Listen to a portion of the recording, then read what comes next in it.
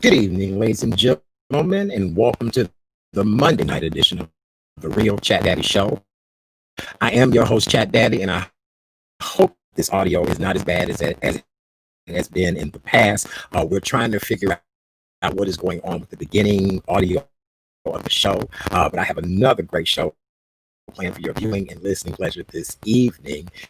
It is Monday, October 5th, 2020. It is the first Monday of October. The year is almost over. Don't forget, November 3rd is election day. I need for each and every one of you to make your decision, but get out, vote, do the right thing, and let's see what happens. I have another wonderful show coming up tonight on the show. Dr. Janet Seabrook will join us, a noted family practitioner based out of Northwest Indiana. She'll be here tonight to give us the latest update on COVID-19, as well as October is Breast Cancer Awareness Month. And so we're kicking the show off tonight with Dr. Janet Seabrook. Over the month, we'll have various conversations as it pertains to breast cancer awareness. We'll talk to survivors, other doctors, therapists. It's all about pink during the month of October. And then also coming up in the show later on, there's a wonderful nationwide program that will teach students about music and the arts. It's for students between the ages of 8 and 18, and this is a nationwide program. And tonight we're going to learn about African American culture and music history from one of the professors who will be teaching this program. It's a great program, you guys. So if you know any young people between the ages of 8 and 18, make sure you stick around for this wonderful offering that we have later on the show. Well, our co-host this evening is just ironic. I talked to this man last Thursday, and I said, brother, do me a favor. Can you help me get my week going? I said, you know, whatever goes on over the weekend, you and I will have to pick it apart, talk about it, and boy, did we have a weekend. Who better to help me navigate my way through all of the foolishness that went on this weekend is my radio brother, media legend and icon, the one and only Mr. Chris Bates, better known as Boom Shakalaka. Here we go. Hey, brother, how are you? Can you hear me? Hey, brother, hey, I can hear you great. You have overcome, for I am here. Boom Shakalaka. Look, brother, I am so glad that you're here with me tonight. Hopefully the audio is better. Is it better now, Bass? It's better now, right? Okay. Yeah, I don't know what that beginning is with the audio, but thank you guys for being so patient. Those of you all that are tuned in. All right, brother Bass, good evening. How you doing? How was your weekend? I know the number one thing we want to talk about is our president and his coronavirus diagnosis, but I want to make sure you good, you had a good weekend, and then we'll get into all of the top news stories of the day and the weekend. Man, I am good. Thank you for asking, Art. I'm great. The family's great. Everybody knows doing swimmingly. That's always a good thing to know. As older people used to tell me when I was coming up, any day above ground is a good day. Yes, it is. Well, God bless you for being here, and we have much to talk about on tonight's show. Thank you so much, Catherine, for letting me know that the audio is cleared up. I don't know. Again, it's just like flying an airplane. Choppy during takeoff. And once I get above 30,000 feet, it's smooth sailing until we decide to land this baby again. So we'll just look at it like that. All right. I want to start off, Chris, with giving the daily update on the coronavirus situation here in Illinois. The Illinois Department of Public Health officials reported as of today, we have logged in 1,853 new diagnosis of coronavirus 19. Unfortunately, we had 14 additional deaths in the last 24 hours. Yesterday, we had a rather high death total, and Saturday, if I'm not mistaken, the death total was pretty high as well.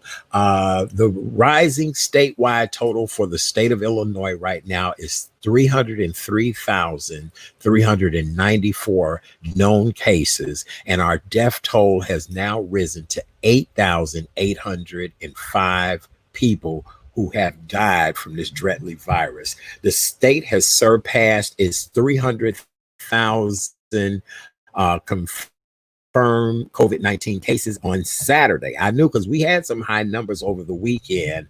And so that is the update on our COVID here in the state of Illinois, Chris. Any feedback or comment you want to give on any of that?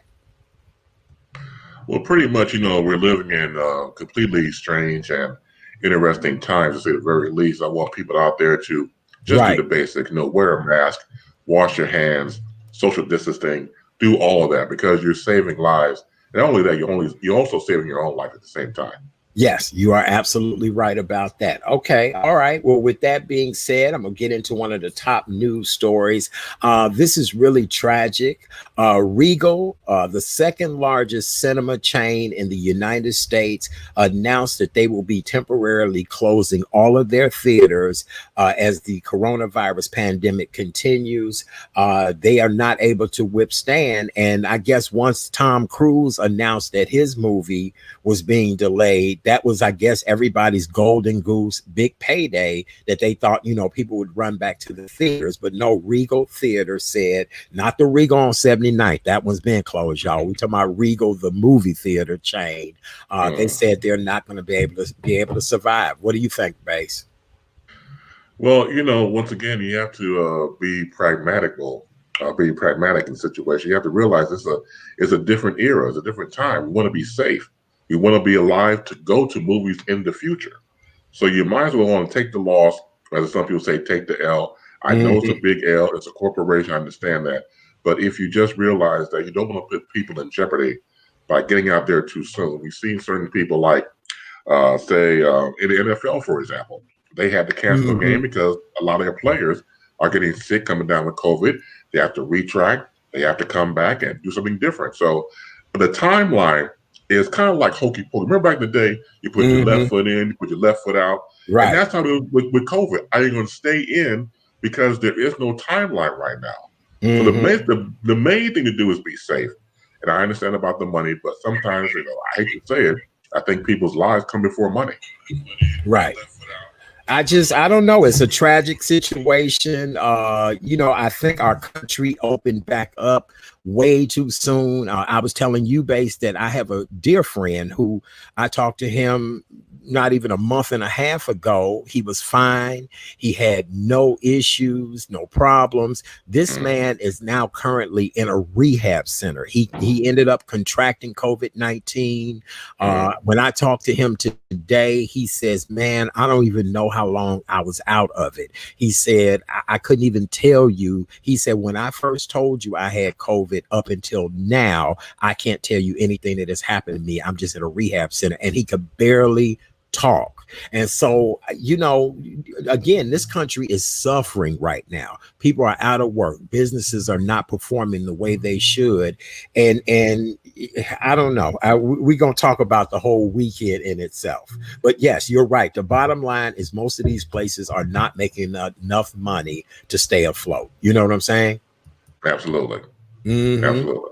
Yep, closed now. I want to apologize to everybody who watches the show on my Art Sims page. For some reason, we had a delayed launch on that page tonight, but it is up. It is running. I apologize to you guys that you missed the beginning of the show, but you can always go back to YouTube, catch the beginning, or the Real Chat Daddy Show page to catch the beginning. But we apologize for that technical difficulty. All right, Base, let's continue on. The number one most talked about news story this past weekend was our president announced Thursday night into Friday morning about 1 a.m. Central Time that he and the First Lady had tested positive for COVID-19. So when the world woke up on Friday, this is all everybody was talking about. People were just in shock, didn't know what to say, was, kind of wondering about this. Now, within 48 to 72 hours, 72. A lot has transpired. Base, maybe you want to bring us up to speed on everything. I have a timeline here, but I'm curious to know what did you pick up in all of this? Well, let's go back to White House Press Secretary Kayleigh McEnany, who was diagnosed with COVID.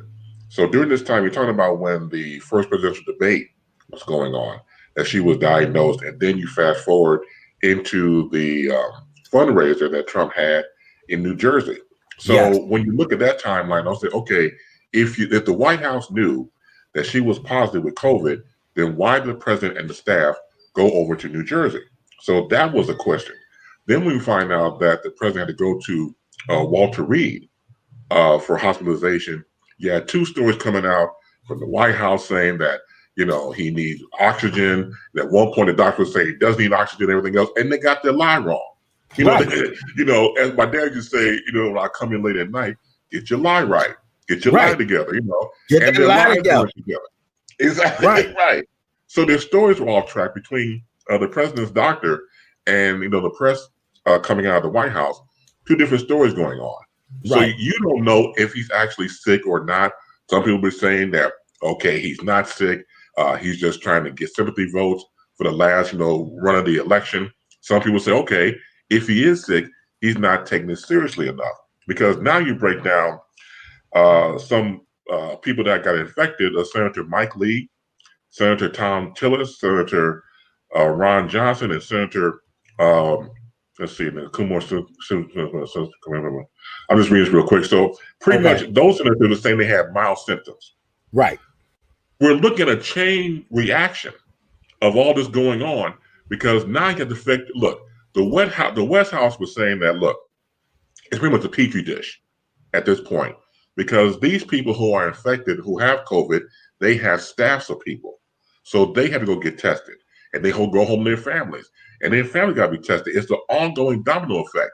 But because the fact the administration and the president on down did not take this seriously enough, this is what happens, unfortunately. And so we're going to fill the blanks as we go along, but it's just too many to count because you have all these people coming forward.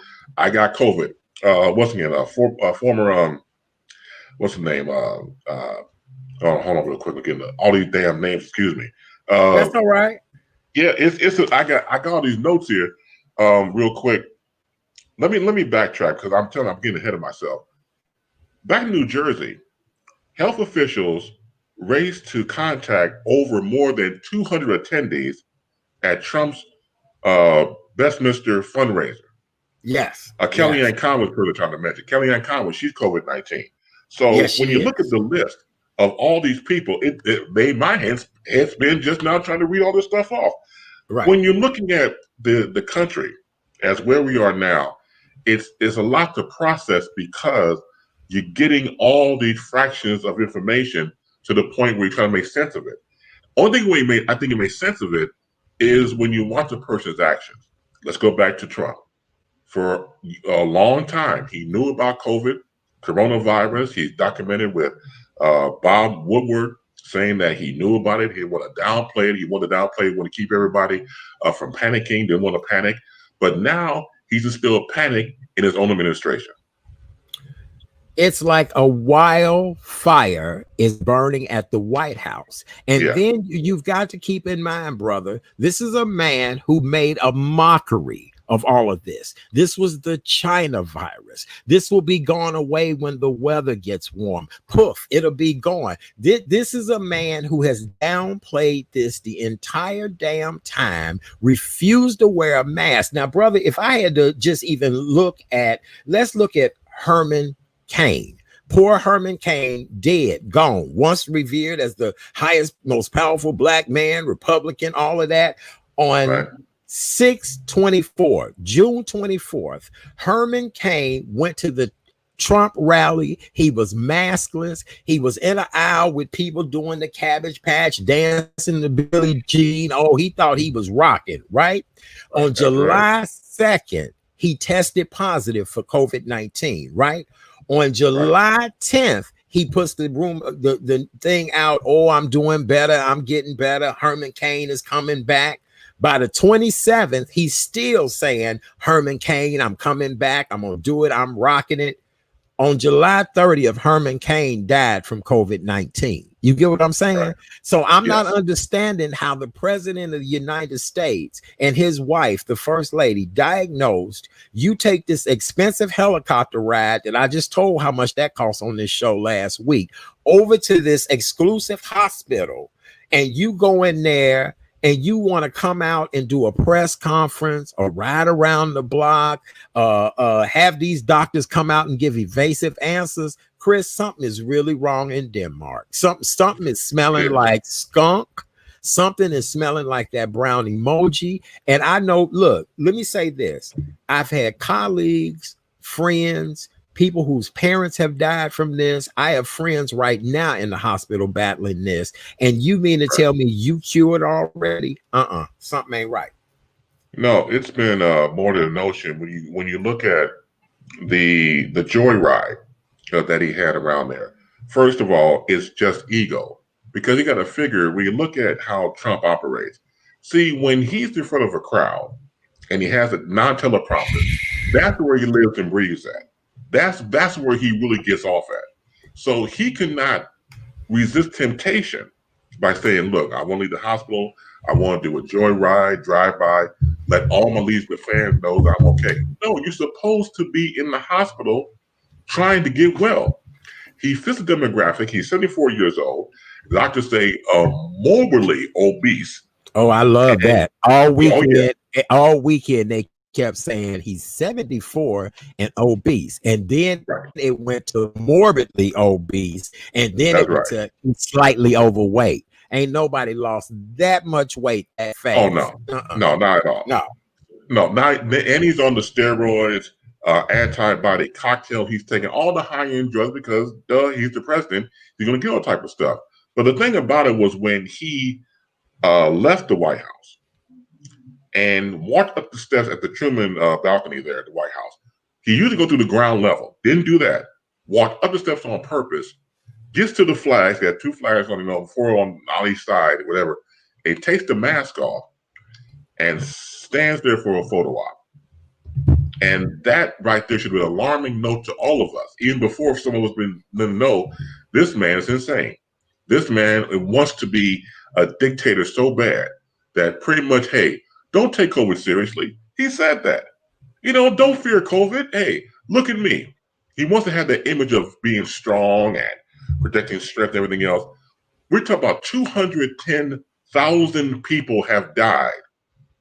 And the fact that you have no human emotion at all to pay respect, to know that this situation is deadly serious, but you want to take a mask off for a photo op, people, what more can you have to see in this man? What more?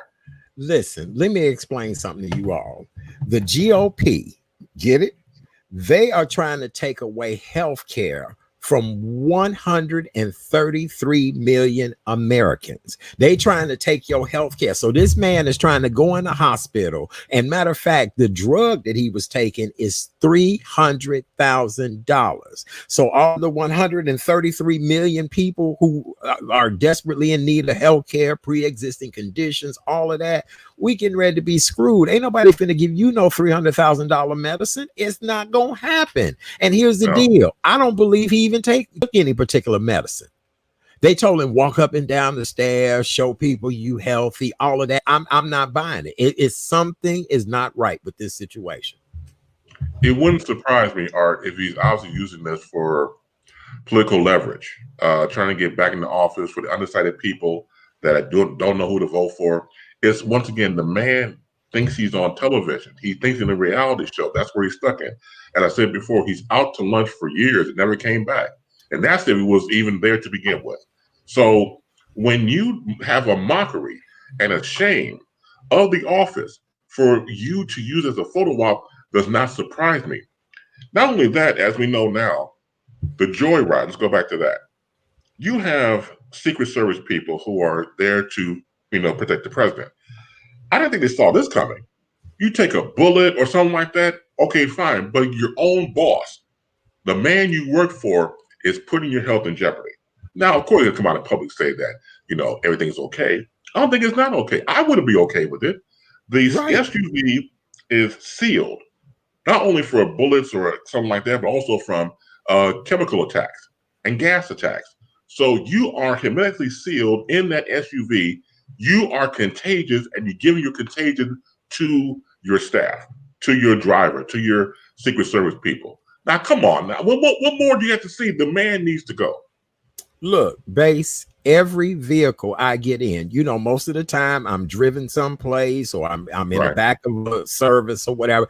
I have the window down. Last night I went to dinner with some people. Coming home, I damn near froze to death because I wanted all them windows down. I don't know who you are, and crack these windows. I need fresh air. You get what I'm saying? And you're right. Yeah. He's in a hermetically sealed vehicle. I talked about how much that vehicle cost last week on the show. And Mhm. you are now exposing these two gentlemen who are riding you around. I don't even get it. I don't get it. And you newly diagnosed with COVID, but yet anybody that wanted to go on vacation couldn't.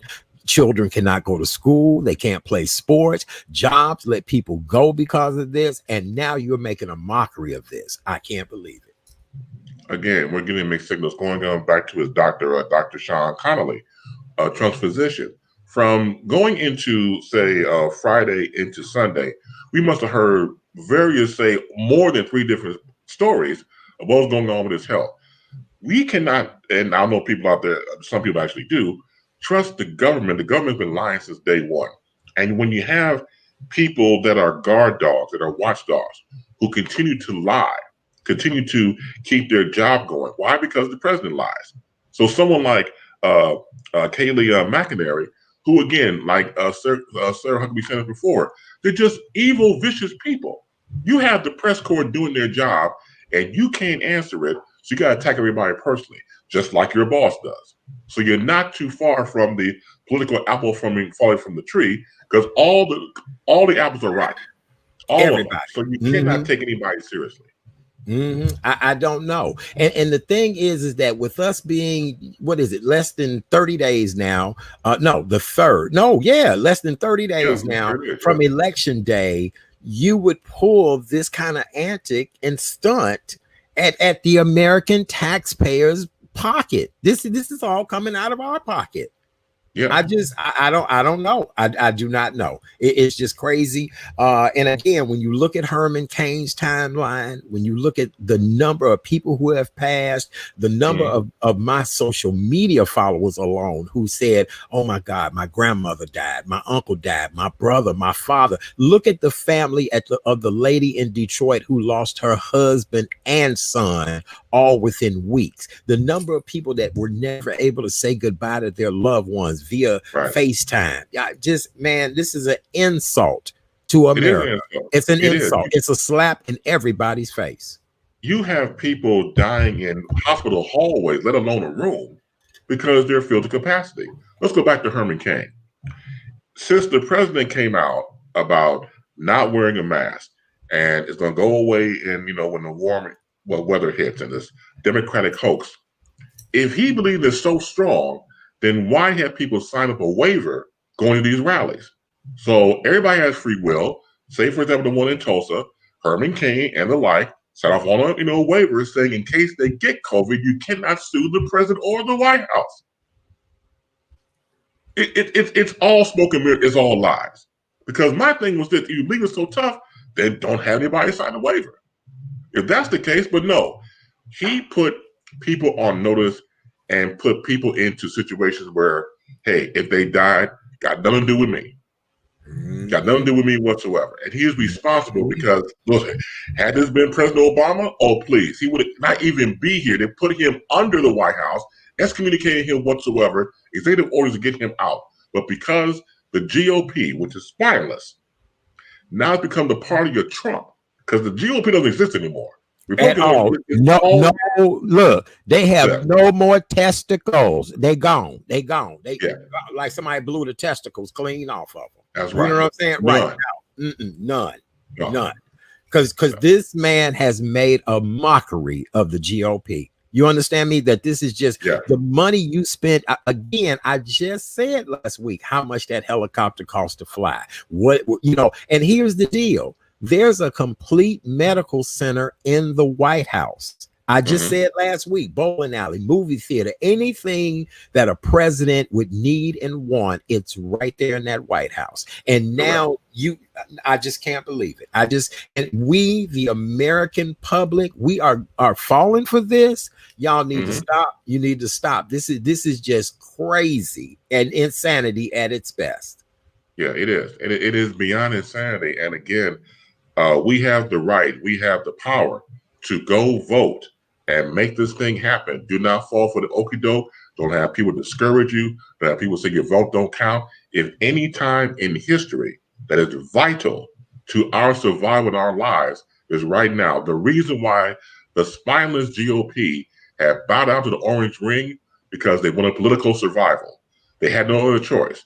They would rather go on and ride or die with him than have some sort of integrity, which they probably never had in the beginning, to say, look, you're our president, but we disagree with you. Anybody that has disagreed with the president early on is now on board.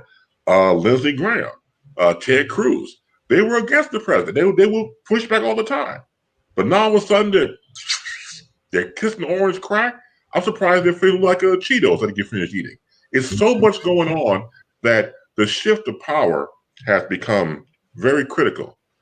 You're sending a bad message. Not only that, you have to understand that when these people get in bed together, it becomes a lot of, strange bedfellows, to say the least. So if they can't out the president, because that means they're going to out themselves and people around them. So my running thing has always been this. You cannot out the president because, see, if I out the president, if I'm on board with Team Trump, then that means that I'm going to get rid of my house in the suburbs. I'm going to get rid of my wife, my 2.5 kids, my 1.5 dog, and my boo thing on the side. I got to get rid of all that. So in order for me to be happy, as a quote unquote politician, for people, working for the people, I got to ride or die with this man. And there's no morals whatsoever. I just, I said on Facebook tonight, I watch the evening news every night before I do this show. So I'm well informed. I'm up on everything. And base, watching the evening news now is almost as if we are in our last days. And I hate to say that. And I know that's what, grandma and them used to say. I know, spiritually, that's what people say. But brother, just to watch the news now is like a reality show unfolding before your eyes. I mean, just even if we look at the young man with the horse on the Dan Ryan, the looting and rioting here in Chicago, a global pandemic, and now a president that claims to have a very serious virus that has killed millions of people. And hallelujah, it's a miracle. I'm better. I'm 20 years younger now. What? Yeah. Okay. What? Yeah. Oh, I don't think so. Look. When he did that photo op just now of taking the mask off and having all these people take pictures of him and walk up the steps to the Truman balcony there at the White House, I didn't. It felt like I it's funny you mentioned about the whole last days theory. I just saw pure evil. I'm sorry. I can't explain it another way. And I don't give a damn I get backlash from or not. That right. Okay, put it like this. Even people that I knew back in the day who were gang members, who were thieves, there was some sort of honor among thieves. You know what I'm saying? There's something you just did not do. So you're contagious. Really, you like going back to that song back in the day. Ron Isley, you're contagious. And you get up there and gonna go into the White House and further contaminate the West Wing. Further contaminate, because already contaminated already, but further contamination. That means you don't give two damns about your own people. No. Your own people. This is almost like the one person that everybody want to get up with, but yet something wrong with them. Well, I'll go on and kiss on them, but I know they got herpes or what. You know what I'm saying? Just right. I don't get this. This is like playing Russian roulette with the people in your administration, but you also now showing a country. This is okay. This is cool. Y'all do whatever you want to do. This man has totally disrespected any rules that each mayor, governor, representative have put in place to safeguard us and keep us out of harm's way. The president has done this the entire time, and it's sad. It's so sad. Yes. It's I don't know. And what do we even tell our children in a situation like that? So I got a therapist coming on to help us handle that, because mentally this is draining. Well, you got to figure. Let's go back to the debacle, as I call it, between Trump and Biden during the debate. Figure if that was your assignment as a child, in virtual class, and you was told to check out the debate and give us your analysis, because it's historic and everything else, and you saw these two old men going back and forth, more so to Trump to Biden, over talking and name calling and things of that nature. As a child, once again, as a parent or as an instructor or teacher, how do you explain that to that child? That what they saw on television was just a complete garbage dump. But you're supposed to be people that's supposed to be leading our country and things of that nature. And once again, I understand because once again, I think Trump realized the following, probably the rare time to listen to his own staff. Mm-hmm. I think after the debacle, they were saying, with all respect, Mr. President, we're going to go out in public, like Tim Murtaugh, who was the campaign manager with Trump. Between us in his closed doors, you didn't do too well. You were over talking, even Chris before he was diagnosed with COVID-19, he was part of the, the team to help him, with his debating mm-hmm. skill. Right. He even said on ABC News, the president came out too hot. He came out too hot. He started to go after Biden immediately, and it wasn't good. So his own people probably told him, look, he didn't do too well, Mr. President. He came out swinging too hard, and he didn't let Biden speak. We'll tell you what. Let's develop something, because if you go out and defy the rules all over again, it doesn't look good. It would not surprise me if this whole COVID-19 was manufactured to get him to kind of like get the onus off of him, the onus off of COVID to a degree, and everybody feels sorry for him from a sympathetic perspective. It would not surprise me. The man is facing jail time. He's living on borrowed time. He owes $421 million in personal debt. So mm-hmm. he knows he'll do whatever it takes to stay another 4 years on borrowed time. It won't surprise me a bit.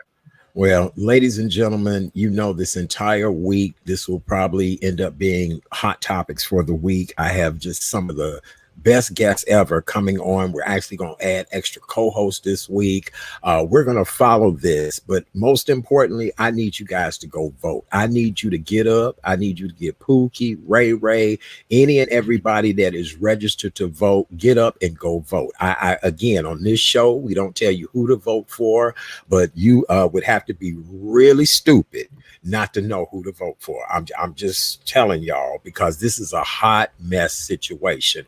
To all the families who have lost their loved ones due to COVID, I am so sorry. My apologies. We always on this show say our deepest condolences, and really we mean it, because the president truly has made a mockery of COVID-19. And I'm just looking at the millions of lives that have been lost as a result of this. This is just, it just is unbelievable. It really is. Just the jobs that have been lost, the economy, the disaster, the uprising, everything is based off of this pandemic. And if this has all been a hoax, God bless America. That's all I can say. All right, Base. Well, let's continue to move on. We have another guest, or our first guest this evening, who's no stranger to the show. Before we introduce her, Base, I don't know.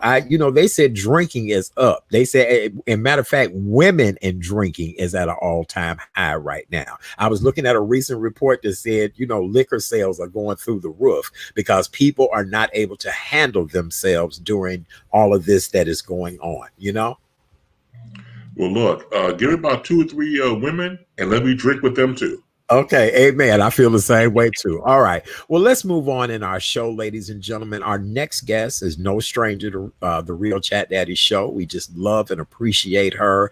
She is coming back from her wonderful walkathon that took place, I think it was this past weekend. We'll have to check in to see how it all went. October is Breast Cancer Awareness Month, and I'm very big on breast cancer awareness and doing whatever we can to raise awareness among all people, not just the Black race, but all people. Breast cancer is very serious.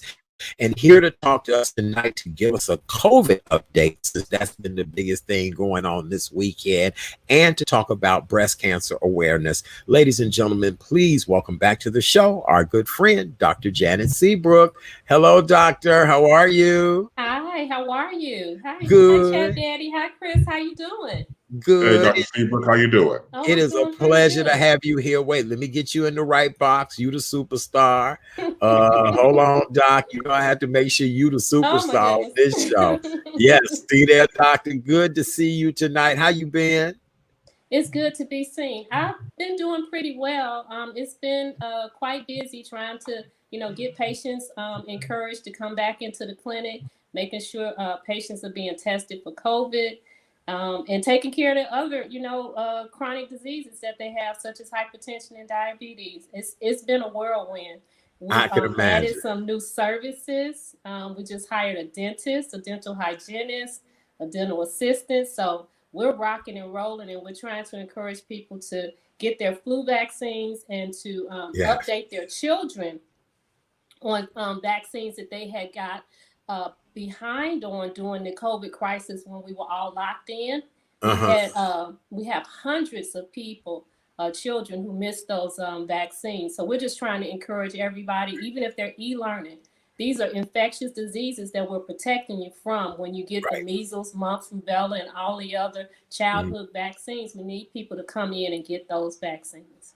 Okay, well, very good. Dr. Seabrook, I'm going to talk about your walkathon just a little bit down the road when we talk about breast cancer awareness. As you and I know, and Base knows, the number one news story was our president and first lady being diagnosed with coronavirus. And, in the last 72 hours, we've basically seen a miracle. But, Doctor, you're out here on the front lines. How's COVID looking, on the daily basis as a doctor, and what do we need to know? So let me give you a little bit of an update of what's going on right now.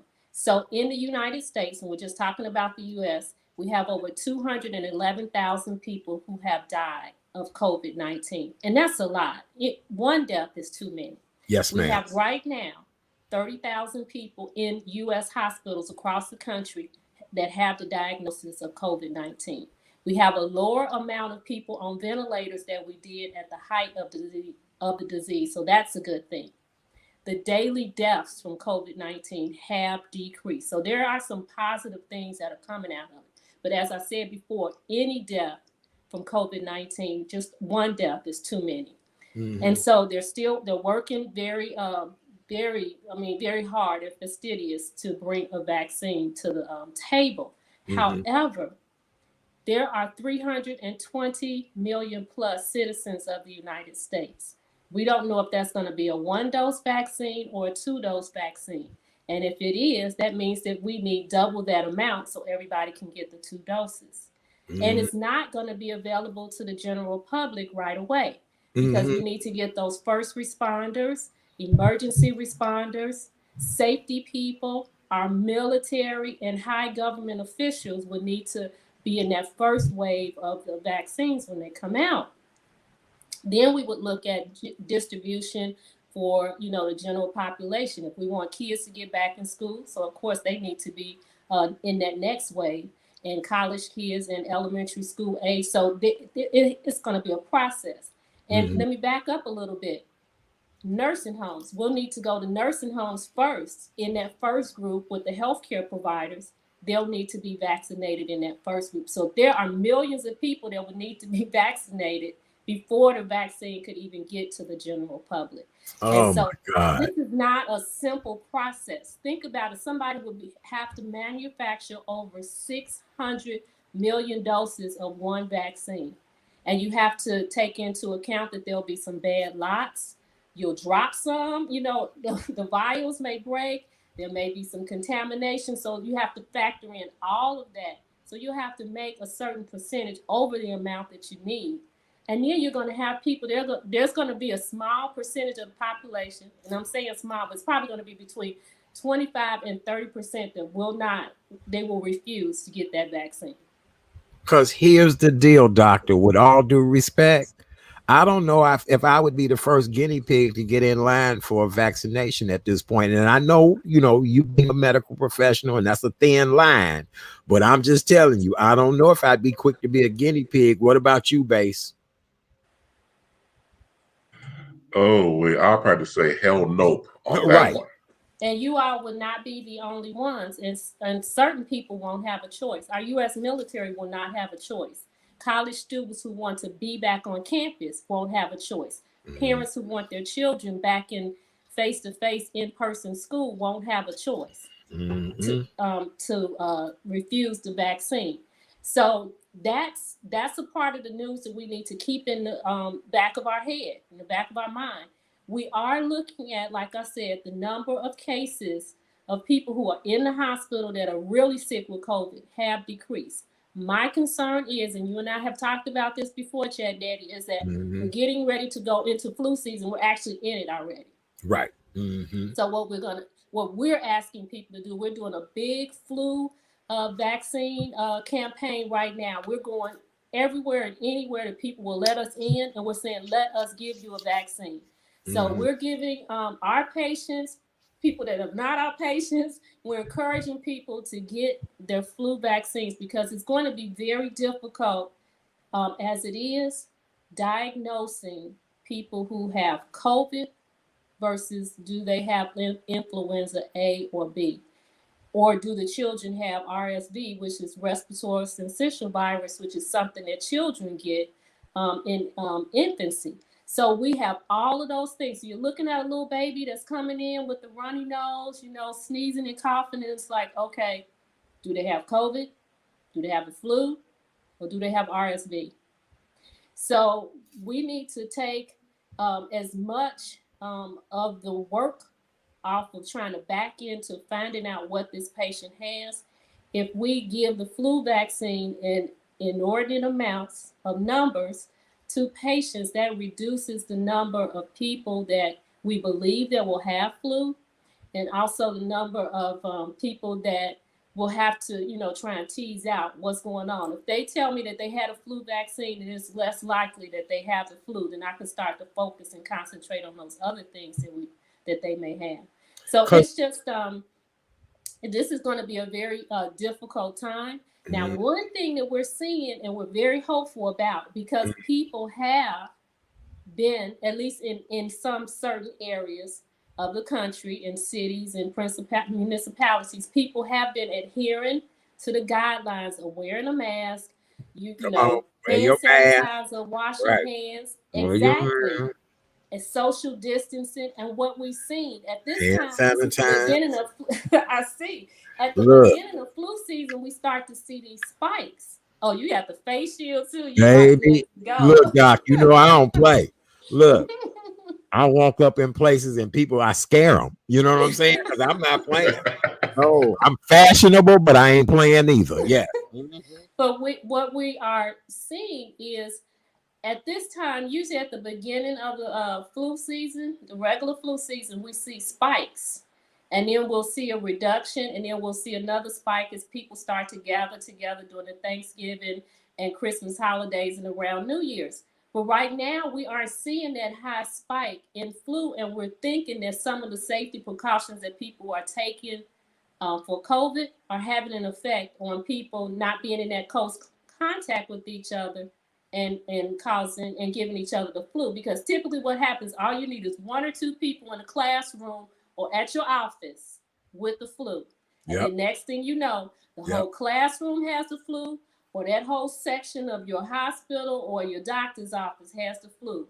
It only takes one or two infected people with influenza to cause an outbreak in one small space, particularly in classrooms and school. And we just have not seen that.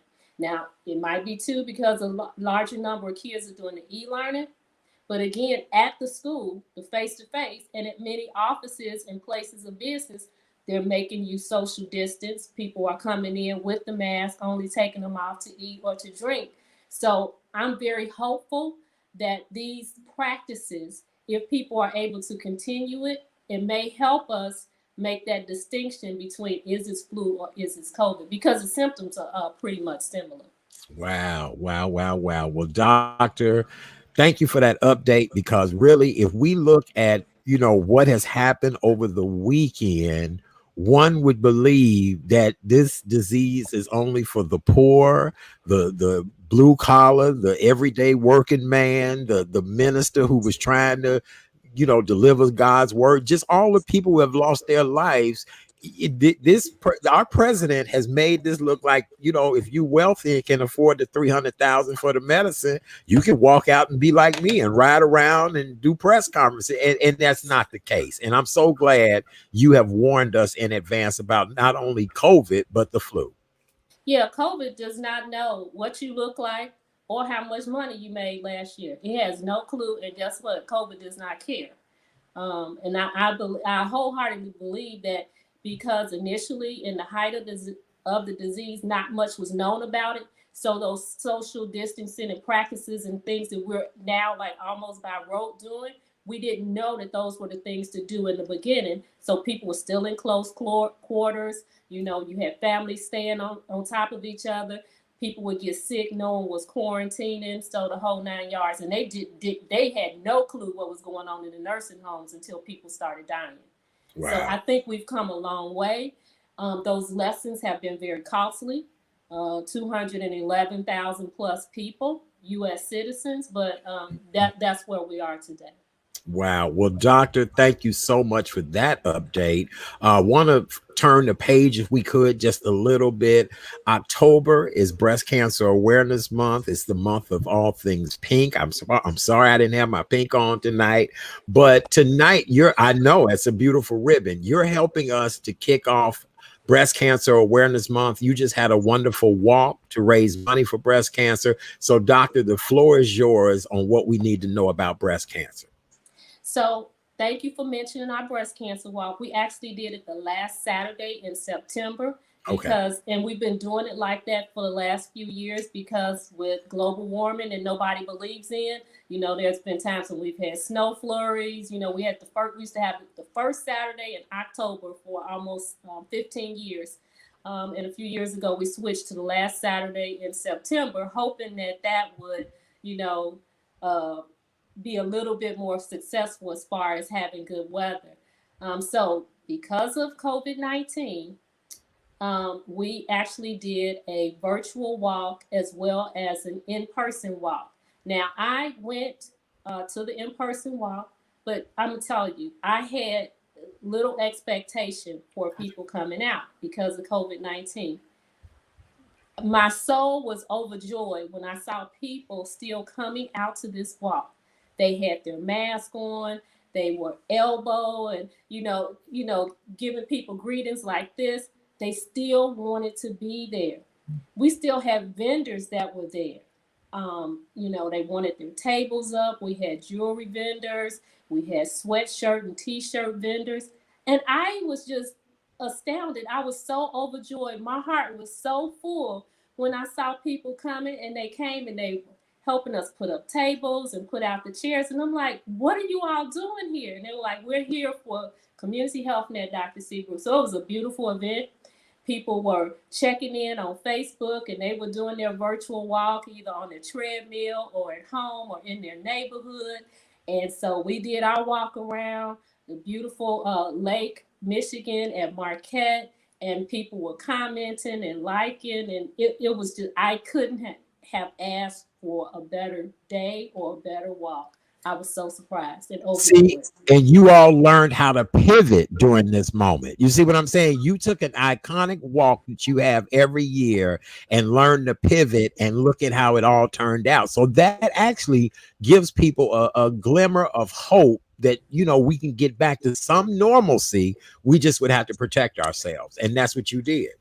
And this is something that has never happened before because we used a platform that put the information out all across the U.S. We had people as far away as Nashville, Tennessee, forming virtual groups and checking in and walking with us. You cannot imagine my surprise because my marketing person was like, Doc, we can do this. And this was back in January. He wanted to have this as a part of our walk anyway. And then here comes COVID-19. And so it all worked out. And I couldn't have asked for anything better, especially for the first experience of having a virtual event. Very nice. So what do we need to know about breast cancer? Breast cancer is still one of the leading causes of death in women and even men. So what should we know about breast cancer awareness? So we talk about this all the time. Well, what are some of the risks of getting breast cancer? The number one risk is being female. That's the number one risk. Yes, men do get breast cancer, but it is very rare. So being female puts you at risk. Being over 50 puts you at risk. And having the BRCA1 or the BRCA2 gene mutation. Now, all of us have BRCA1 and BRCA2. But however, what happens is you get a mutation on that gene that could put you at risk for breast or ovarian cancer. So what can lower your risk? Being at a healthy weight and exercising, limiting your alcohol intake, talking to your doctor if you're on hormone replacement therapy, which happens sometimes when women are in menopause to help reduce the symptoms of menopause. Those women need to be screened very carefully and on an annual basis to make sure that they aren't having any changes in their breasts. Being on birth control pills after a certain age, usually after age 35, puts you at a higher risk for breast cancer. So you want to be very mindful of that and make sure that you're in frequent contact with your doctor, that you're having your annual self-check breast exams, and that you're doing your monthly self-check breast exams as well. If you are of childbearing age and you are able, try to breastfeed your children. That helps to reduce your risk of breast cancer. And so often people will ask, what are some of the signs and symptoms of breast cancer? Anytime that you have pain in your breast, you should, anywhere in your breast, underarms or directly on the breast, you should get in contact with your healthcare provider and make a visit for a breast exam. If you have any type of discharge from the nipple that is not milk, you should seek out your healthcare provider. If you have any change of the size or shape or dimpling of the breast, outer contours of the breast or the skin of the breast, and it almost looks like an orange peel, like cellulite of the breast or an orange peel, any dimpling or anything like that, because what that means is there's potentially a tumor underneath and it's puckering and pulling the skin in. So any type of change on the outer surface of your breast, you need to have it checked out. And of course, everybody knows if you feel a lump anywhere, particularly if it's new, then you definitely should go and see your healthcare provider. Wow. There are so many treatment options out there now. So we shouldn't think the worst as soon as someone gives you the diagnosis of breast cancer. Early prevention and treatment is the best way to clear yourself of breast cancer. It's the women and the men who put it off, who procrastinate. They know they have a family history or they feel that something's wrong. They see all these things in the mirror and they go into a state of denial. Those are the people that sometimes put themselves at risk for making their diagnosis in a later stage when it's more difficult for us to treat. Very good, doctor. That was interesting. Look, Chris, you better make sure we check them breasts. Everybody check. Look, I almost looked down and touched myself there for a minute. I was like, wait a minute. Well, look, I showed, look, for a minute there, I was kind of like, wait a minute now. Right. I remember reading an article back then. I'm sorry, go ahead, doctor. No, go ahead, because go ahead. No, I was saying, you mentioned about men. I remember I get into discussions about, getting yourself checked as a guy. And I would say, look, I will show them the article about Richard Roundtree, the actor, who had breast cancer. So I'm like, this is Shaft. Now, if Shaft can get it, right. Come on, you got to get yourself checked out. But the question I have for you, doctor, real quick is, how do you talk someone into getting a breast exam? Because a lot of people want to hear quote unquote bad news, that a lot of them played already. How do you go through the mindset of saying to someone, look, come with me? So one of the things that I like to talk to patients about is monthly self breast exam. Now, when you think about it, you go for your annual preventive maintenance exam once a year, where your doctor is doing the entire workup, doing your breast exam, doing your pelvic pap smear and the whole 9 yards. So I like to talk to patients about, I will show you how to do a self breast exam. And we always put inside our little giveaway packets instructions on how to do a self breast exam. So I tell patients, I check you once a year. It's very difficult for me to be able to diagnose you or really feel any lumps, bumps, changes, or anything once a year. Versus if you are doing a monthly self breast exam, you have now been examined not one time, but 13 times. You will know your breast and your body better than I will, because I only get that one time once a year. Every month you're doing that exam. And then one of those months you're going to be coming back in to me for your annual exam and being able to describe any changes that you've noted. And so I tell patients, divide your breast up into 4 quadrants and palpate each one of those quadrants. Get to know the lumps and bumps in your own breast tissue. So then you will be able to describe any changes to your healthcare provider, because you're doing it 12 times and I'm doing it one time. Very good. Doctor, somebody had a question on what is BRCA1 and what is BRCA2. These are genes that we have. We received one from our mom and one from our dad. Everybody has it. So you don't get alarmed when your doctor tells you that you have BRCA1 and BRCA2. You get alarmed when you have the mutation on those genes.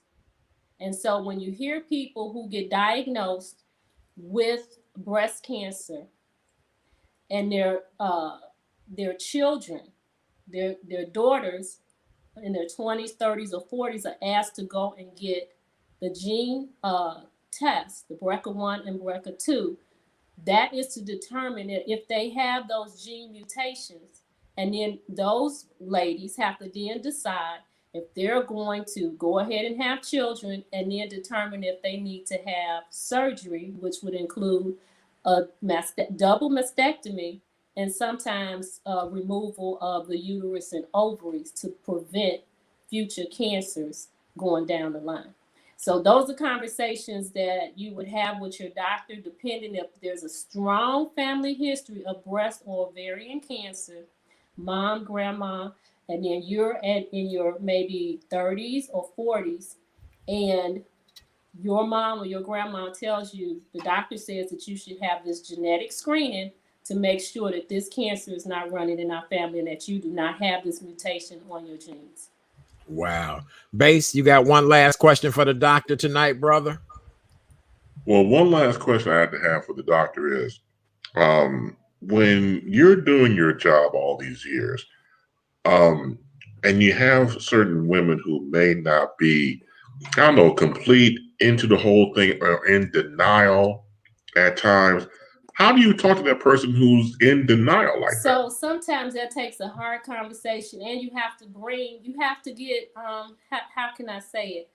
Sometimes you might have to bring other family members into the situation. And I've done it before. I've talked to children, and I've talked to husbands, and I've conspired with them to get their mom to get a screening. And especially when I had a suspicion. And most of the time, the patient has a suspicion too, and they just don't want the confirmation. And it's worked out more in the positive, where we've still gotten it in enough times. But the couple of times that it didn't happen, it was too advanced and it was too aggressive. And there was really nothing and that's happened to me one too many times. And so I try to jump in front of that. And yes, sometimes I will conspire with the family to figure, and I have a sob story. I talked about, little JJ is, you're going to miss their birthday and their graduation. And I have people crying in the exam room. Like, okay, when is the next mammogram? I'm going to get it. Do you want your grandchildren or your own children for you not to be able to participate in their weddings, their graduations? I'll pull on some heartstrings if I have to. I do whatever it takes. Yes. Legally. Yeah. And without disclosing too much. Or health information. Yes. I do whatever I can do to get that person to get in and get that exam. Yeah, you're doing an intervention. And sometimes it takes multiple visits. It won't happen over time. And it takes multiple conversations. And I've been to churches and other places to talk back when we could go out in public. And I've had people that have said, you know what? You've come to this church and given this talk every October for the last however many years. And I finally decided last year after you left to go and get a mammogram. So Nice. sometimes it takes repeated before you're able to actually get people to hear it and understand and then want to go out and do it. Yay. See, and that's what we love about a Dr. Janet Seabrook base. You see what I'm saying? She said everything, but I'll put you in a headlock. But I need you to get these breast examined, and that's why we love her. Yeah. Sir. Yeah, I have a feeling Dr. Seabrook puts people in headlocks. We just can't come out and say it. Yeah. It's called a sleeper hold, actually. But see, there you go. A sleeper, maybe a figure four leg lock. She done it before. Look, that's why we love her. Not only is she smart, educated, but she's a sister girl. She know what to do. And look, she's an advocate about good health. And that's what we're most pleased about. The fact that she's an advocate for good health and she stands up for all people. Dr. Seabrook for president. That's all I'm saying. Look, when we were back at the VON studios, back on 87th Street, and I got a chance to meet the doctor in person. Yeah, I saw her biceps, man. Dr. Seabrook, you got some guns on you. So that figure for a leg lock or putting somebody in the headlock, that's serious because she's very lean. That's no body fat. No, that's all bone. Yeah, you put somebody in the headlock, doctor. That's when you're gonna pass out. Look, that's why we love her. That's right. Dr. Headlock, chokehold. Dr. Headlock. That's right. That's right. We love her. Right. Dr. Headlock Seabrook, right? That's right. We just love her. We do. Well, doctor, do us a favor. Tell us how we can continue to find you, follow you, all that great stuff. Please remind these people, doctor, also about wearing their masks. You know the routine, and we'll follow your example. So go right ahead. Excellent job tonight, doctor. We just love you. You're very welcome. So let's continue to wear our masks. Let's practice social distancing. Let's wash our hands as frequently as possible and use hand sanitizer when it's available. 219-880-1190, Community Health Net Health Centers. We have 6 locations across Northwest Indiana. We'd be excited and happy to become your primary care provider.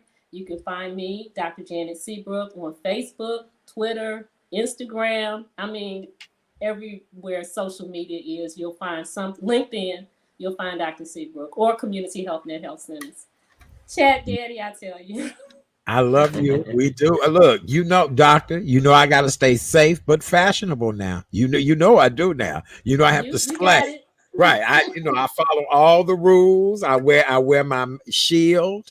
I wear all of my masks. I keep plenty of hand sanitizer. A friend of mine said today, "Oh, you left your hand sanitizer in the car." I said, "I have hundreds of bottles of these." You understand? So yes, it's all about being safe, doctor. It is.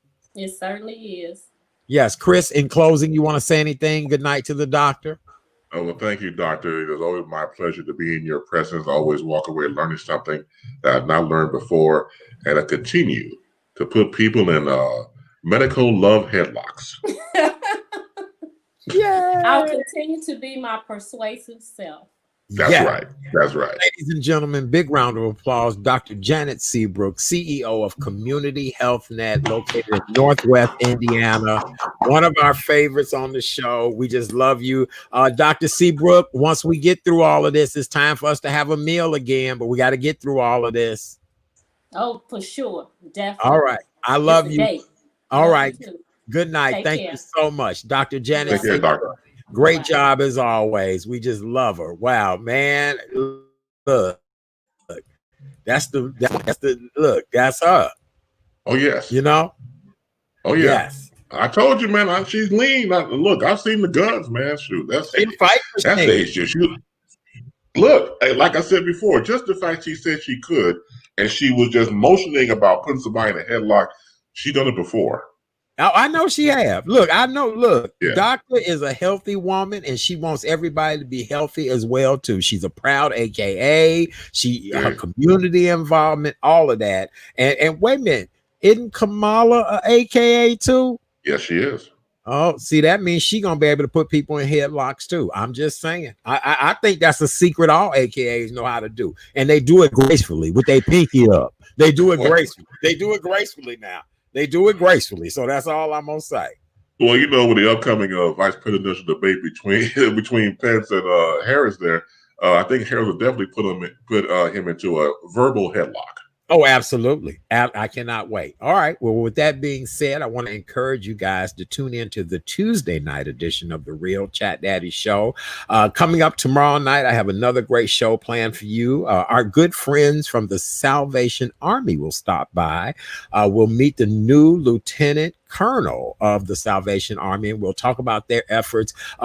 Base, they have the kettles out already on the streets soliciting funds because just so many people are in need right now. And so they'll be here tomorrow night to talk to us. And then we'll welcome to the show a Chicagoan who's a gentleman that has been in over 150 films. He's been in the acting business here for over 20 years. Harold Dennis is probably one of the most hilarious, down-to-earth guys ever. He's also an acting coach. He'll be here tomorrow night, not only to talk about his wonderful career, but he'll be introducing us to a filmmaker. We'll be talking about a film. So make sure you guys are here tomorrow evening, 7 o'clock.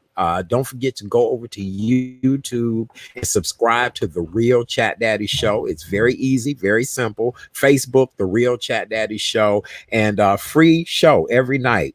Wonderful information, great people, amazing co-hosts like Chris Bass. And guess what, you guys? He started a new show. Tell us all about it, Bass. Oh, man, I'll take it from here. Thank you so much.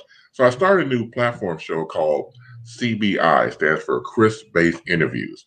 And so I started that 2 weeks ago. Right now it's airing every Wednesday. So this upcoming Wednesday, that'll be October 7th, my next guest, CBI, Chris Bass Interviews. That man right there, Chat Daddy, Art Sims, will be my guest coming up. So that's going to be fantastic.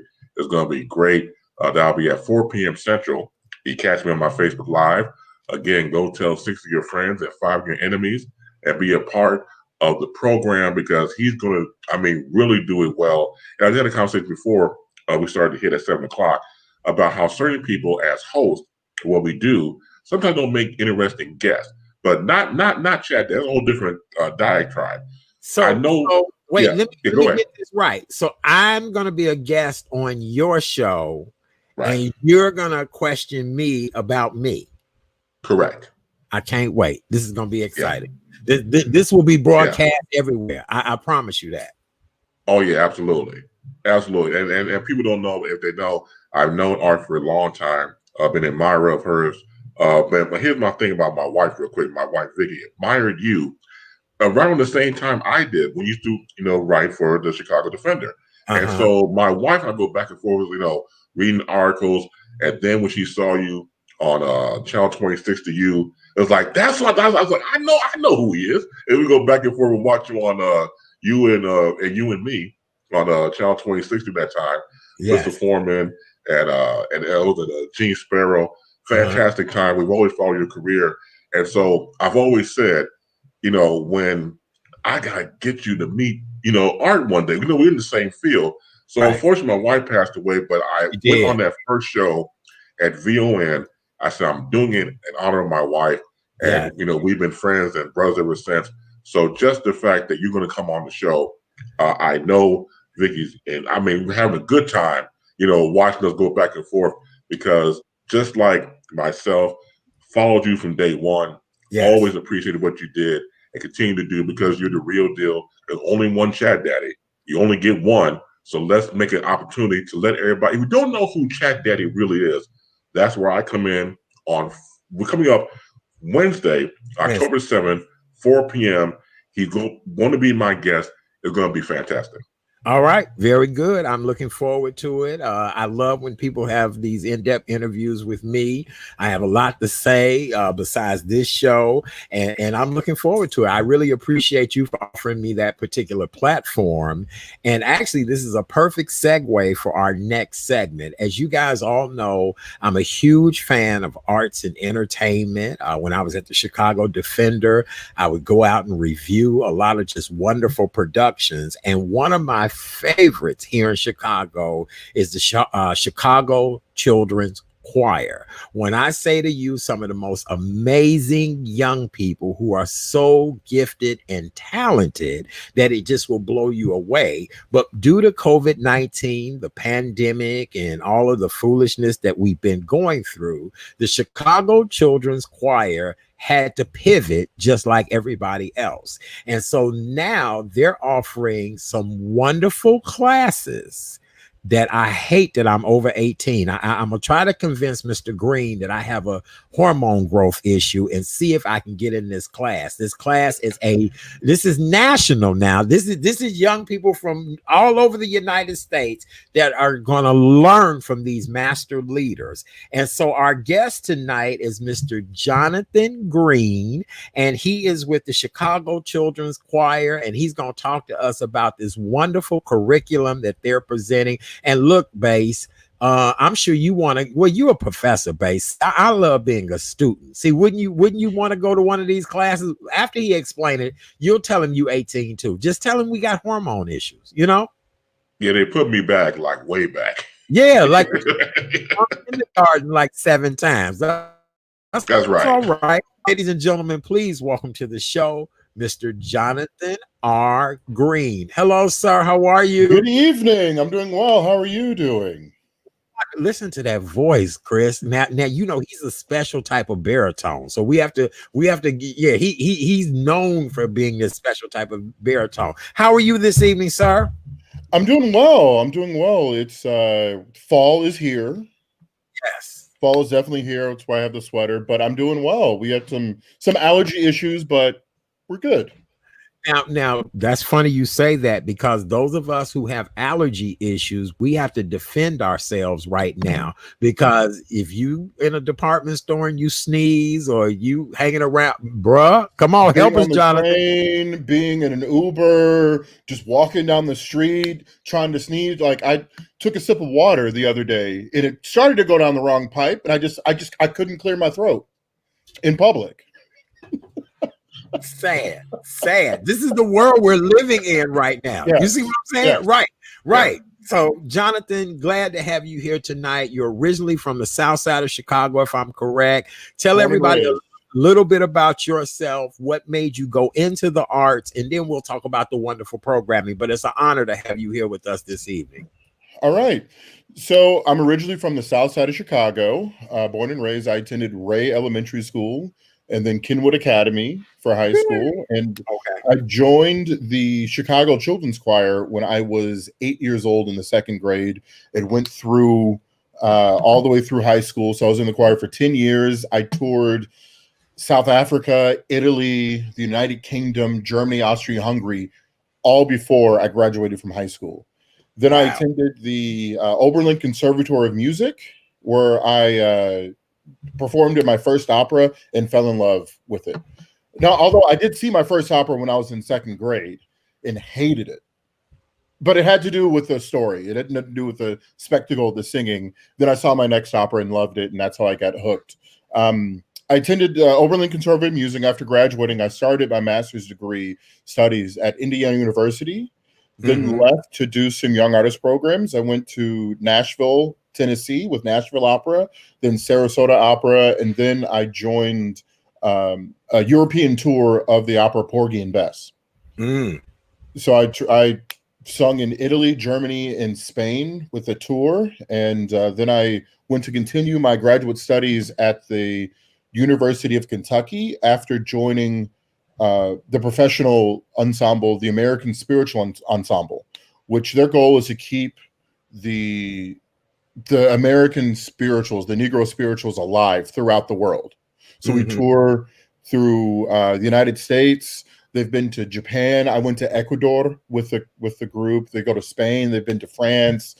It's just singing these great American tunes, these great American hymns, and But now I live in New York. I'm in the Washington Heights neighborhood, and we're pivoting. We're trying to figure out how to keep the arts alive. The one thing that I want to preference, and when I saw that you were the actual instructor for the Negro spirituals, I remember as a child going to the South, and grandparents would be singing hymns. Grandparents, is it Dr. Watts? Yeah. Yes, and so I always wanted to know, where did that come from, and why did certain people know these hymns versus other people not knowing, and the importance of us keeping this alive.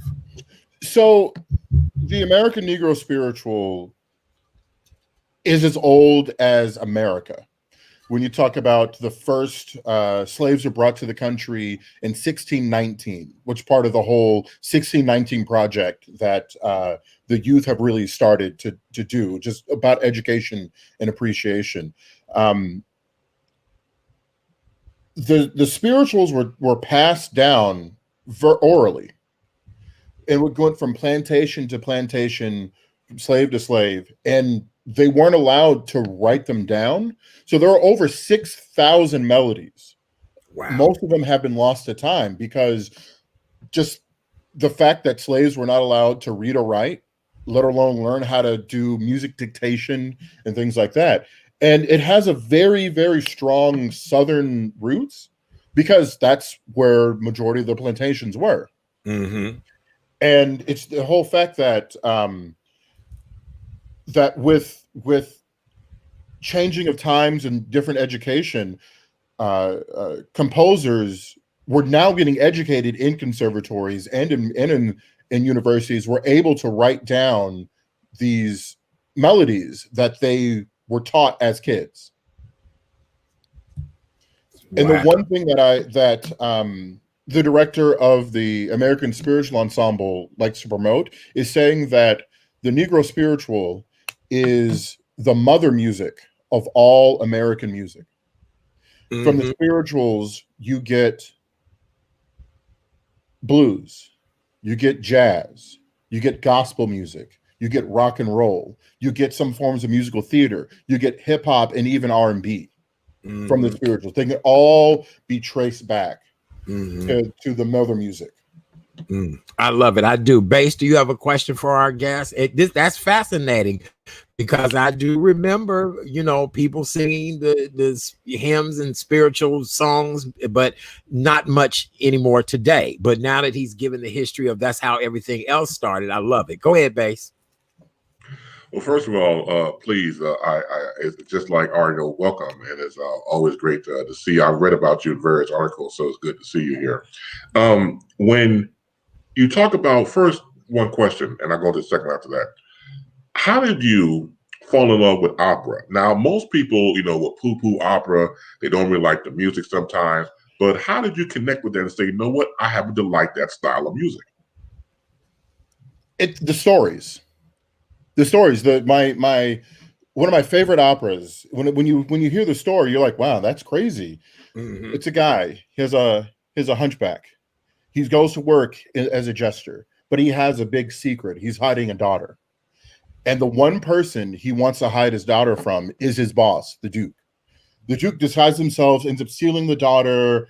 A lot of things happen. He begs the people in the court to give him his daughter back. They finally do. They tell him he's with the Duke. She ends up loving him and wants to marry him, but he's just tossing her aside, and she ends up sacrificing herself for him. And then he has to go back while she's dying in his arms. He has to realize that it's a curse. It's nothing that he could do. He has to go back to work. These are crazy stories, and this is what really got me into it. Mm-hmm. And then on top of that, when it's speaking to you, I have to put the bass back into my voice.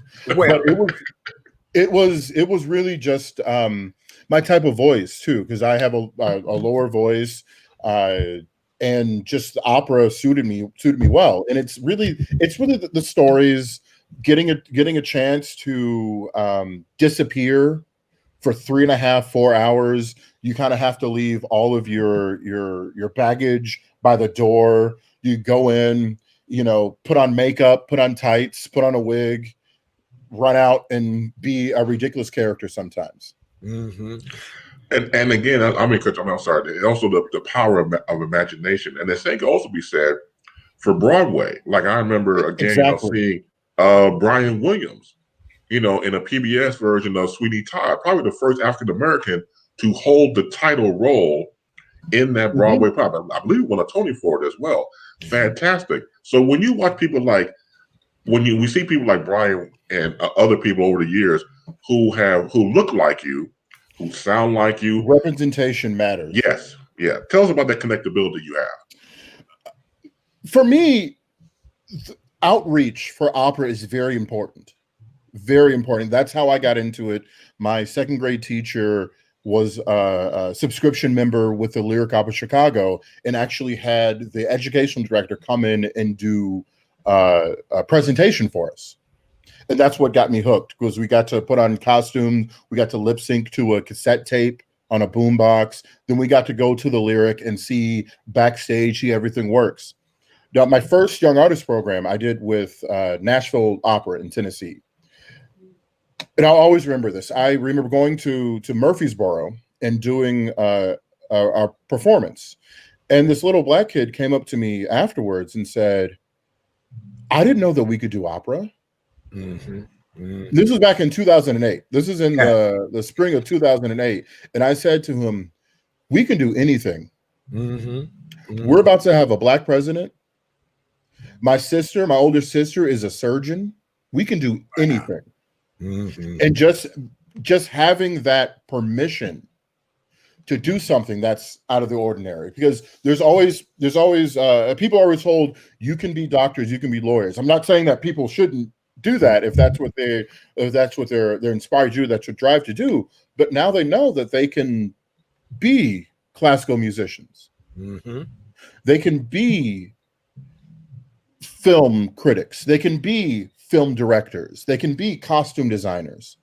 The whole world is open to us. We just have to be given the permission to go do it. Mm-hmm. I love it. I do. I really, really do. Well, seeing that Chris and I both are only 18 years old, and I know the program is from 8 to 18. Yes, the Chicago Children's Choir. Yeah, yes. Look, Professor, we do want to apologize for our hormone issues and the fact, understanding, my voice changed when I was 11. Yes. Okay. So every year, when I got closer and closer to graduation, the alums would come back and say, "I thought you graduated last year." Yes. Yeah. I thought you graduated like. Well, Chris and I are ready to don some tights. We ready to get out there and let people know we're more talented than just these microphones. So let's talk about the programming that you guys will be offering, and I just think that's incredible. So right now the choir has to pivot, and we're offering some supplemental courses, and they're the arts enhancement sessions. So usually the choir is especially at the highest level, it's 2 to 3 days a week where where everyone gets together and you sing for those 2 hours, and then you go home. You learn your music theory, things like that. But now, since we can't really do that, they really have to pivot. So right now we have 14 different classes they range from classical music to pop music, music theory to production, musical theater. We have dance. We also have a Latin American class, and I'm teaching the African American class. And also there's a gospel class. It's just finding out where we can help the young students with different areas of their interest. Because when you get into the choir situations, you don't really have the time to explore different areas of music. So we want to let the entire audience know that this is a nationwide program. So from Maine to San Diego, from Portland down to Miami. If you're watching this show and you're in Atlanta, you're in Dallas, wherever it is, this is a virtual online class to learn from master professors and trainers and people who have been in the arts. Mr. Jonathan Green, originally from the South Side of Chicago. He's now in New York. He gave you his wonderful story. This is a great way for your young person, 8 to 18 years old, to be a part of an amazing program. And this is virtual learning from top-notch people. Jonathan, I think this is just beautiful. I really do. Thank you. And for more information, they can go to the Children's Choir website. That's going to be at ccchoir.org. Guess what? It's going across the bottom of the screen, brother. I got it. Look, I even have the enrichment sessions. Hey, I didn't have that part. See there? So they can, we got it down to a science. We got you because we do want to get more of our young people engaged in the arts. And, we've had quite a few. I don't know if you know Damone Seraphin, but he's been a co-host. Yes, he's a dear friend of mine. He's been a co-host here on the show. And Jonathan, before we let you go, outstanding job. We're going to get people to sign up. What has this whole pandemic been like for you? The stage is where you come alive. And we've talked with Damone about that. Other people we've had on. We've had Anne Marie Johnson on. As a performer, what has this done for you? It's been difficult because I want to give art. I have a story to tell. I have a voice to lend to these pieces that are some over 200 years old. It's all about adapting. I sing with an organization that is with the Music Under New York program, which sings in the subways. We had to shift and do virtual concerts. With that, I learned video editing skills, something that I wouldn't have learned without the need. There's something I was like, I'll just put it off. I'll figure out how to do it. Another thing that was great was I sang with actually was able to do an opera over the summer. I sang with this company that did the last of the Ring Cycle from Wagner. And we did it socially distanced, responsibly in Newark, New Jersey, in the fields of a school. Everyone was seated 6 feet apart. When you weren't singing, you had on masks. Everyone spread out. We had orchestras on either side. So it's just finding these things. I've done a few Zoom concerts because we have to keep it going, because without arts, then what's the point? Yes, I agree with you 100%. Bass, do you have a closing question or comment for our guest tonight? He was quite fascinating. This has been really good. Oh, absolutely. Look, absolutely. next time he come back, wait, Bass, let me say this real quick. This is just like when you go visit a relative. Next time he come back, he have to sing for it. You have to sing for it. Oh, my parents are really good at that. They go, no, this is his profession. Yep. So the next time, Jonathan, you owe us one. You owe us. We didn't want to put you on the spot tonight. Absolutely. Yeah, we didn't have people get on this show talking about they got an upper respiratory infection and they can't sing. But see, in your case, you got to come back and hang out with us. I got your email. Especially now, since we have to take any performance opportunity within reason that we can. All right, then we'll have you back on. Go ahead, Bass. No, first of all, before I give Jonathan his kudos. Earlier, when you mentioned about wearing tights, I saw myself wearing tights and literally burped in my own mouth. So that is quite disgusting on my end. So if you guys want to wear tights, I have no problem with that. I don't want the tight community coming after me. I don't need that. Hey, right now. Just think of them as baseball pants, as football pants. Right. Dude, I can't do it. I'm sorry. You have to become friends with the costume designer and say, okay, just give me a little longer tunic. Well, no, I mean, that's good. That's great. But at the same time, it's like, dude, that's like putting pantyhoses 3 times too small. So we don't want that to happen, doctor. Hey, I'm going to tell you this. My cheat code is getting compression pants, like workout pants. Yep. That's I'll pull those out. So they're we're gonna get you on stage. We're gonna get you in tights. That's always the tricks of the trade right there, doctor. I can't wait. I have an answer for everything. bass. Oh man, to get you in some tights. Right. But I we'll leave cannot the dance belt out of it. look, That's a story for I'll that's a whole different situation. whole different conversation, right? You know, but I know we're having fun. But on a serious note, I want to really admire you, Jonathan, for doing what you do, because again, when you put it into the minds of children, let them know Yeah. they can accomplish something. And once again, you by example, other people by example, when we see people that look like us, Yes. for example, and I think that goes a long way because, like you said, hey, you know, I'm doing this. Our sisters becoming a surgeon and everything else. They need examples, and they have Yeah. to have encouragement. So what you're doing is very encouraging. I think it's needed now more than ever because the times we're living in, and then we get a chance to get back together again to reconvene and be around each other when we get past COVID. It's going to be a more interesting enlightenment for them to embrace. Exactly. And the way that I got this opportunity with the choir, because I may be the only instructor not living in Chicago, Mm-hmm. is that I sent the artistic director a text message saying, "Hey, in the middle of the summer, I want to be able to teach some kids.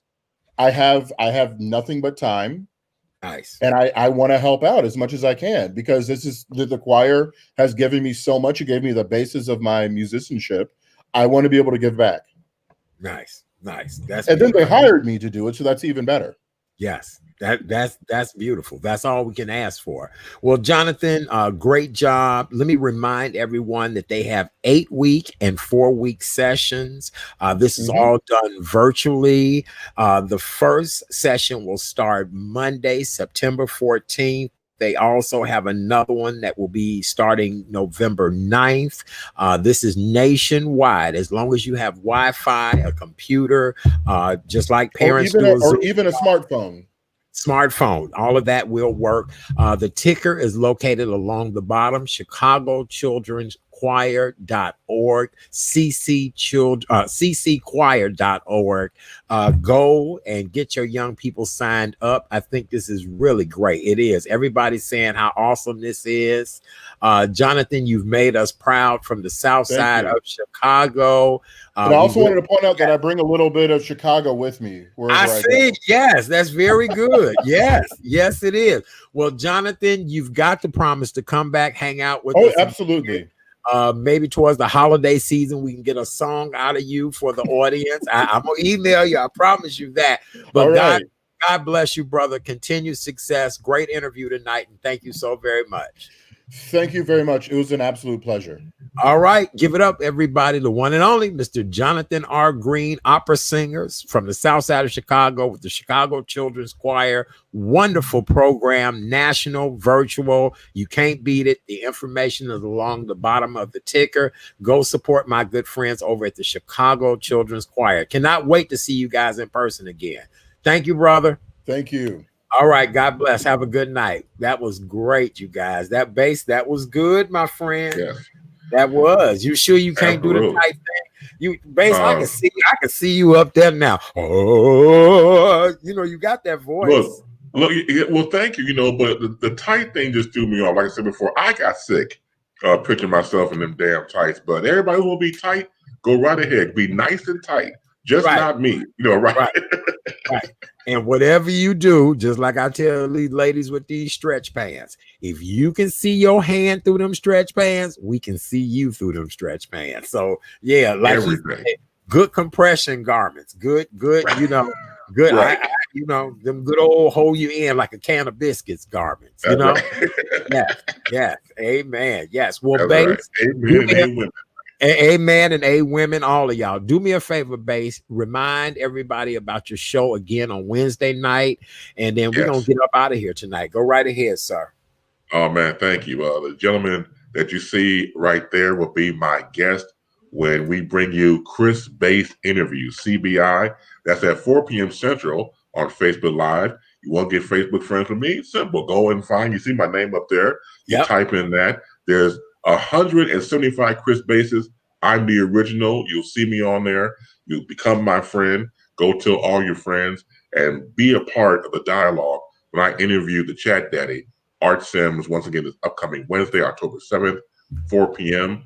on CBI Chris Bass Interviews. Yes, very good. All right. Well, with that being said, it's time for me to do my song and dance. Hopefully, the audio won't get bad as it always does. But do me a favor. Please go over to YouTube, subscribe to The Real Chat Daddy Show. It's easy, it's simple, it's free. It does not cost you anything. You can do it. It's just minor. It helps me out a great deal if you guys could do that. Also, if you go to Facebook, yes, Facebook, The Real Chat Daddy Show. Subscribe to the page right there. It's easy, it's simple, all of that good stuff. Coming up tomorrow night, we'll talk about the mental health aspect of everything that happened this past weekend with our President of the United States and First Lady being diagnosed with the coronavirus. Very shocking news. And first of all, we want to say, our thoughts and prayers go out to any and everybody who has been battling this deadly disease.